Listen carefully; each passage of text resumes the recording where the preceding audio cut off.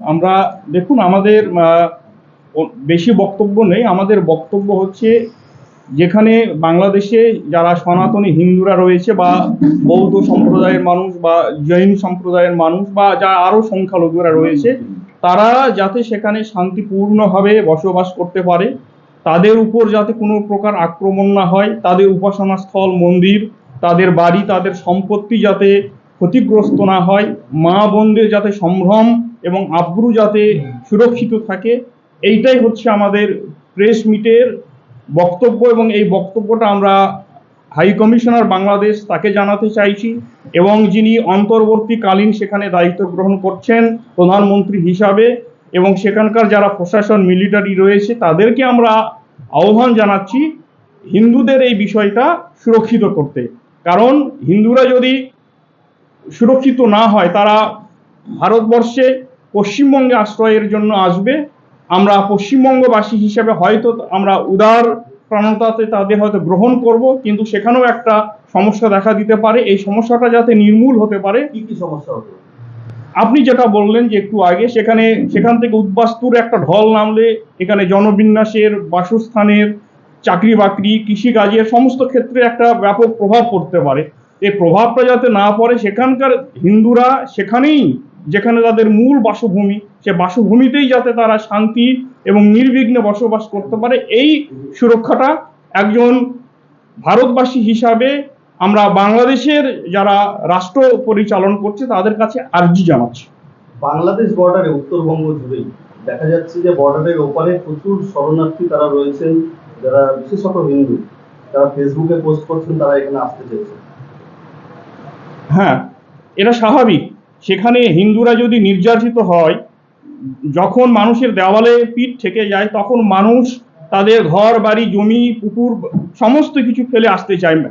একজন মানুষ এমনি এমনি আসতে চায় না। যখন দেওয়ালে পিঠ থেকে যায়, মানুষের যখন প্রাণ সংশয় হয়, সম্ভ্রম নিয়ে টানাটানি হয়, এটা স্বাভাবিক। এটা সব সময় আমরা দেখেছি। তো স্বাভাবিকভাবেই আজকে ভারত সীমান্তে হিন্দুরা উপস্থিত হয়েছে এবং তারা কাতর আর্জি জানাচ্ছে বিএসএফ এর কাছে, হয় আমাদেরকে গুলি করে মারুন, নইলে পশ্চিমবঙ্গে ঢুকতে দিন।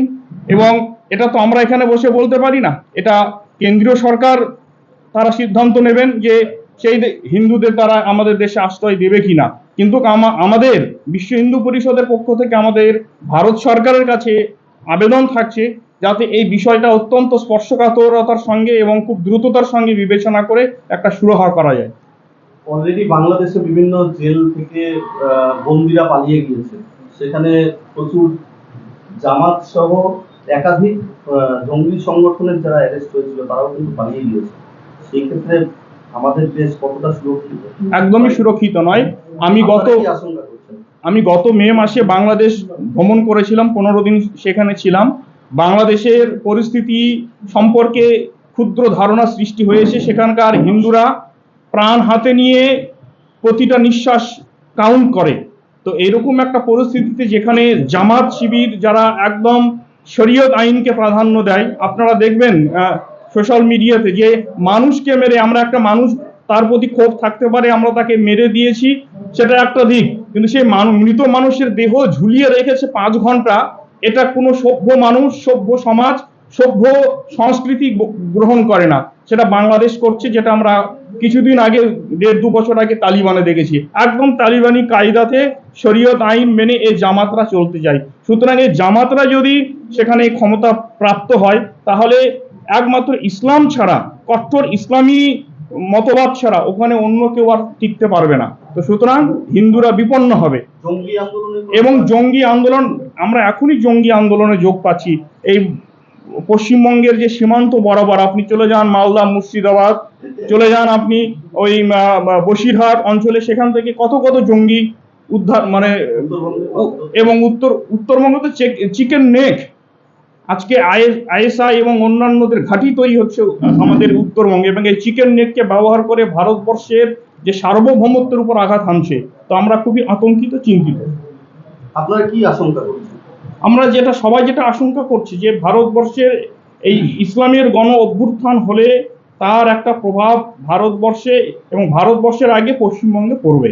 কারণ পশ্চিমবঙ্গ একটা বড় প্রায় 9,000 কিলোমিটার জুড়ে একটা সীমান্ত আমাদের বাংলাদেশ। জঙ্গি হামলার আশঙ্কা করছেন? একদম একদম জঙ্গি হামলা থাকবে।